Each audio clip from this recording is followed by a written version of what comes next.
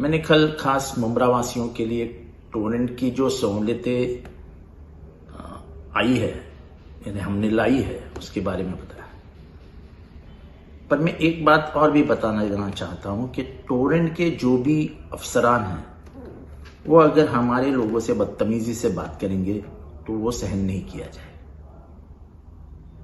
आपको जितना सहयोग चाहिए हम देने के लिए तैयार हैं, लेकिन हमारी माँ बेटियों के साथ बदसलूकी से व्यवहार होगा तो हम वो नहीं चलेंगे, फिर चाहे उसके लिए कोई भी कीमत देनी पड़े।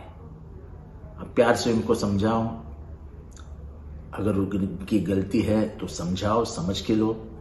और आखिर में टोरेंट को जितेंद्र अवार्ड या एनसीपी ने नहीं लाया है, टोरेंट को लाया है बीजेपी गवर्नमेंट ने।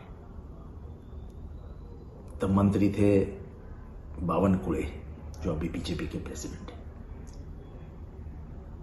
ये तो मैं जोर जबरदस्ती करके टोरेंट वालों से कुछ ना कुछ सहूलियत, जितनी भी हो कंसेशन सहूलियतें ले रहा हूं।